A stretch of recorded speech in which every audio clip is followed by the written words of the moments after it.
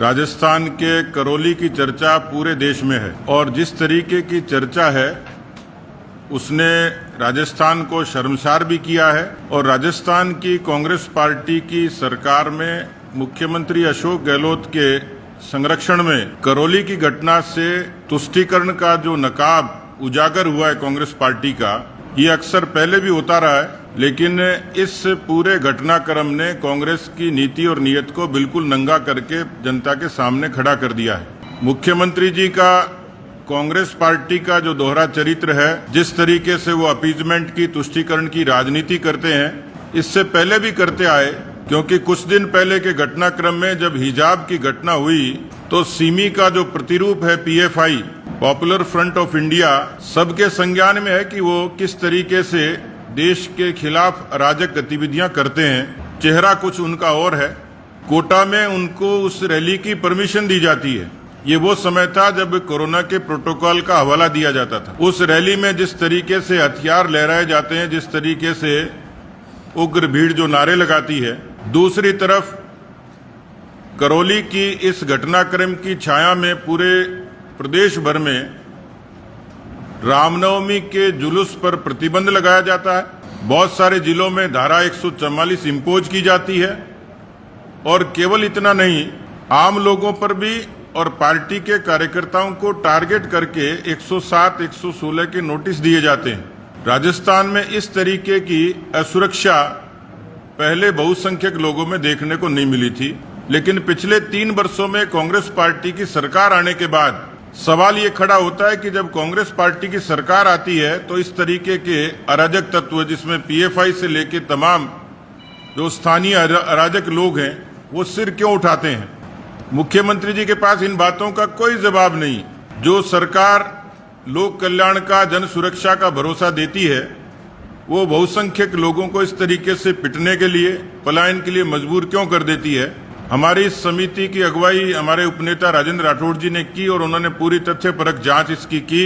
राज्यसभा के हमारे सांसद डॉक्टर किरोड़ी लाल जी मीणा ने उन परिवारों को चिन्हित किया जो इस दहशत के कारण पलायन किए। हमारे वहां के सांसद मनोज राजौरिया जी ने पूरे घटनाक्रम में तब से लेकर अब तक विशेष उन्होंने छानबीन की, उन लोगों में भरोसा पैदा करने के लिए प्रयत्न किए, प्रशासन से लगातार वो संवाद करते रहे।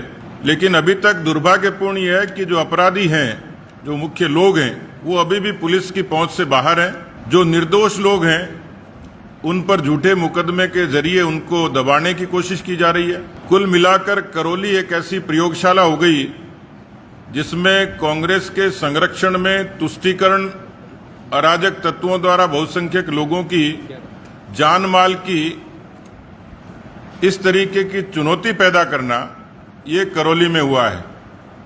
इसलिए करौली का घटनाक्रम सामान्य घटनाक्रम नहीं है। जो लोग शांति, सुरक्षा, समरसता और सद्भाव की बात करते हैं, ऐसे मुख्यमंत्री जी का एक विद्रूप चेहरा जनता के समक्ष आया है।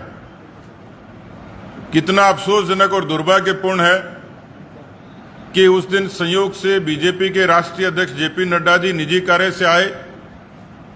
पार्टी की एक बैठक को उन्होंने संबोधित किया और राजस्थान का जिम्मेवार मुख्यमंत्री ये कहे कि नड्डा आए और दंगा भड़काकर चले गए। इस तरीके का गरिमाहीन आचरण और इस तरीके का स्तरहीन बयान ऐसा ही व्यक्ति दे सकता है जो तुष्टीकरण की राजनीति को, वोट बैंक की राजनीति को प्रश्रय देता हो। आज हम सब लोगों ने, 17 लोगों के प्रतिनिधि मंडल ने, जिसमें और भी बहुत सारे मसले थे, उन सब बातों को लेकर पार्टी के कार्यकर्ताओं पर उदयपुर में एक पर्टिकुलर जगह में 3 लोगों की पिछले 1 महीने में हत्याएं हुई हैं।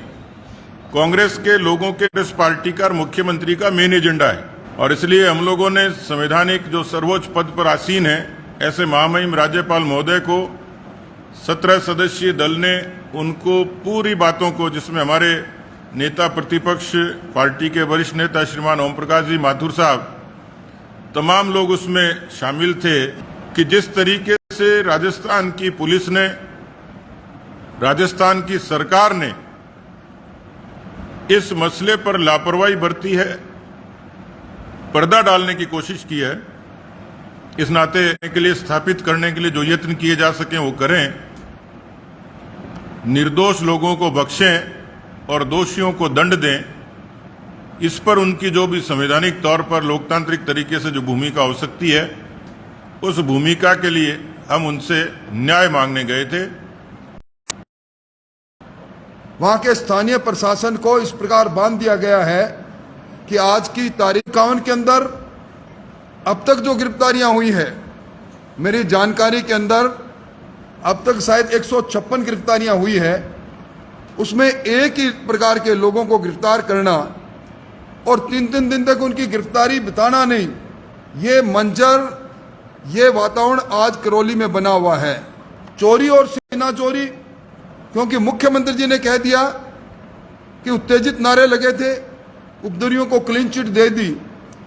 आज एक बार फिर हम सब लोगों ने माननीय प्रदेश अध्यक्ष जी की अगुवाई के अंदर और कह दिया पलायन नहीं हुआ। आज एक जगह नहीं, ये राजस्थान के अंदर अगर इन 3 महीनों की बात करूं तो टोंक में, मालपुरा में, भीलवाड़ा में, प्रतापगढ़ में, बारां में, झालावाड़ में, इन महीनों में अनगिनत ऐसी घटनाएं हो गई। और मेरा आरोप है राज्य के मुख्यमंत्री पर कि अपना वोट बैंक को सुनिश्चित करने के लिए हम पर आरोप नहीं, मैं उन पर आरोप लगा रहा हूं कि वो इस प्रकार का वातावरण बना रहे हैं जिसके कारण से वो अपने एक सीकर के अंदर तो कह रहे हैं 1 लाख से ज्यादा लोग सड़क पर थे, चूरू के अंदर 15,000 लोग सड़क पर थे, कोई कस्बा नहीं बचा। और जहां जहां हम लोग थे, एक जगह भी हमने सांप्रदायिक सद्भाव को मजबूत करने का काम किया, जबकि सरकार ने जानबूझकर 9 जिलों के अंदर धारा 144 लगाकर हम आंदोलनात्मक राजनीति करेंगे। कि करौली में लोगों का पलायन हुआ है। देश के एक बहुत प्रख्यात अखबार ने 2 लोगों का बयान छापा, वो सही नहीं है और उनको मैं 2 दिन बाद मीडिया के सामने पेश करूंगा। 195 लोग ऐसे हैं जिन्होंने ढोली खार, जहाँ मुस्लिम बाहुल्य इलाका है, वो खाली कर दिया, पलायन कर गए।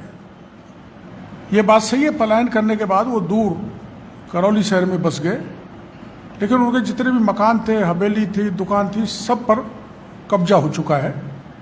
मीडिया वाले चाहे तो देख सकते हैं, वेरीफाई कर सकते हैं। और इस आगजनी की, लूटपाट की, दुकानों की घटना के बाद 7 लोग अभी 3 दिन पहले पलायन कर गए, जिसमें 2 लोग बाड़ी के थे। वो छोड़कर करौली को बाड़ी चले गए। उनके वीडियो मेरे पास है, मैं मीडिया के लोगों को प्रेषित कर दूंगा, भेज दूंगा। तो सरकार का जो पलायन कर गए हैं उनको धमकाने का, क्योंकि मैंने एक सूची दी है 195 लोगों की, उसमें 90% दलित जाटो समाज के लोग हैं। उनको डराया जा रहा है, धमकाया जा रहा है। आपने बयान कैसे दे दिया? एक तो वो पलायन कर गए डर के कारण, दूसरी तरफ प्रशासन और स्थानीय कांग्रेस के नेता मिलकर उनको और डरा धमका रहे हैं, इसलिए कि सरकार की ये हकीकत सामने नहीं आए कि लोग पलायन कर चुके हैं। दूसरा, वहाँ पर जो घटनाक्रम पूरा हुआ, इसमें एक सरगना महत्वपूर्ण है, मतलूब अहमद। वो कांग्रेस का जीता तो निर्दलीय था, लेकिन कांग्रेस ज्वाइन कर ली। इस समय वो कांग्रेस का महत्वपूर्ण वार्ड पार्षद है, पदाधिकारी भी है। और उसके अलावा एक अमूमुद्दीन है, जो जिले की जो भी सीएलजी की मीटिंग होती है या शांति समिति की मीटिंग होती है, वो सबसे बड़ा सटोरिया है, सरगना है, अपराधी है। वो खुले में घूम रहा है, ऐसे लोग दर्जनों खुले में घूम रहे हैं। हमने वहाँ प्रशासन को भी कहा है, आज मीडिया के द्वारा हम आपको कहना चाहते हैं, इसमें स्पष्ट सीधे कांग्रेस के वो जिम्मेदार लोग हैं जिन्होंने इस हिंसा को भड़काया है और इस कारण वो गिरफ्तार नहीं हो रहे। निर्दोष लोगों को तो गिरफ्तार किया जा रहा है, लेकिन जिन्होंने गंभीर अपराध किया है, जिनके वीडियो आपके पास आए और हमारी पार्टी की तरफ से दे दिए जाएंगे, खुले में वो हमला कर रहे हैं इन बाइक रैली वालों पर, उनको मुख्य आरोपियों को आज तक गिरफ्तार नहीं किया। निर्दोष लोगों को गिरफ्तार करके पुलिस वहां पर भय का वातावरण बना रही है।